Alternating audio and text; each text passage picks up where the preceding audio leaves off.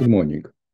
I am E.Czerwinski, Professor Emeritus of the Jagiellonian University and Senior Medical Director of FutureMed. I'd like to invite you to watch recorded post-conference my presentation, which I was invited by Dr. Wiech to the panel discussion on ICHT 603, and my task was to present how much the new regulation affect the sites. It was a very good congress. Congratulations to Dr. Wiech for inviting. This is my presentation before the panel discussion about how ICHT 603 will affect the site perspective. And I'd like to mention that the first ICHT principle is not only that clinical trial should be kept about patient safety, patient rights, but also well-being of participants. And it means patient centricity and clinical trial that digitalization does mean telemedicine. So in normal, say, trial, patient leaves her homes, she go to our department, she enter reception, is directed to doctor will take ICF, then to nurse, blood collection, some other tests, and after that, she is going back home. It takes her at least half a day. It can be changed. We can move the department to the patient house. A doctor can make patient interview and check up, and nurse can collect the blood and even bring her medication later on. So the team jump to the car and go. It looks fantastic, but it's very, very, very expensive. But you may be fortunate to find a rich sponsor who wish to submit such a luxury service to the patient, or had happened to us. Why decentralized trials? First, they are very convenient for patient. Patient sits at home and just drinks her coffee. Nurse come to her. She might take ICF, make documentation, make blood collection, check up, and deliver medication next time. So that's what for patient is very, very convenient. If you are a center and you want to do the different trials, so you will send your nurse to patient home, and it will take for her half a day. During half a day, your nurse would manage, say, 5 patients. So it's another way to do it. Because there may be 10 trials in the city, and maybe 10 nurses from each center. The solution for that is to hire a company who serve the home visits, and one nurse will do 10 visits. This is a cost-effective way to do it. I wondered what ICHT tells about DCTs, how to do it. I made a search for the central. I found 79 hits, but there was only single word in every chapter, really no details at all. So I went to FDA and wonderful see, just recent published document on the DCTs, and describes all everything, really everything. Remote visits, roles, responsibilities, perfect, everything there. And in the chapter 1, you will see that the requirements are the same as for, say, normal trials. And in chapter B4, that may include telehealth visits. So we are moving to the patient, to her home.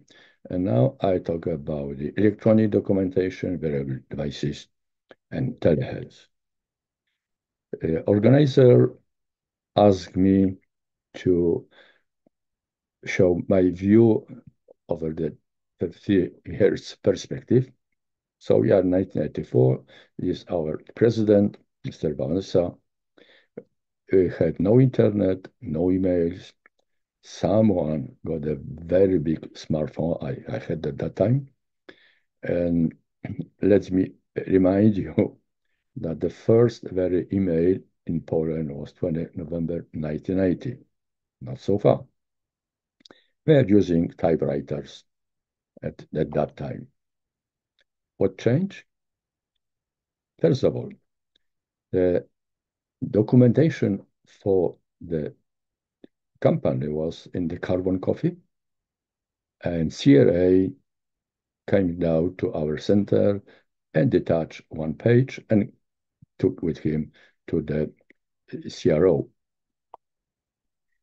Documentation went very, very complicated from ICF, say, had 5 pages, and now we have 50 pages. Instead of typewriter, we can use electronic signature. And this is the era of telemedicine. I am orthopedic surgeon, and when I used to operate on the theater and I need an X-ray of broken limb, so we invited technician. He brought the machine, made exposure, went to dark room, and brought the X-ray image on the film, and we looked at. Now, a doctor from Poland can assess X-ray than anywhere in the world, in Stan or Japan. It changed. And I use image intensifier, and I see the X-ray just on the screen. What's important in chapter 4.3 is that the sponsor is responsible on ensuring the computerized system, and sponsor should check whether it is safe. Of course, there are the same GCP regulation as there were and there are and there will be. So the source record should be attributable, legible, contemporaneous, original, accurate, and complete. And for the electronic documentation, there are very detailed separate chapters for security, validation, and so on.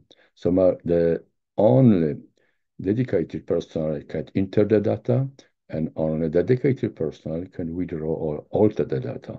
And it have to be really safe for patient safety, our safety, and sponsor safety.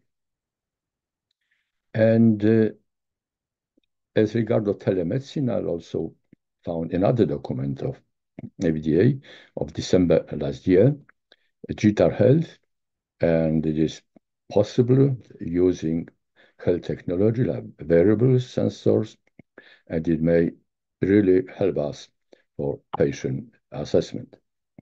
Say majority of you, instead of say normal watch, you have a small computer, in fact, on your wrist.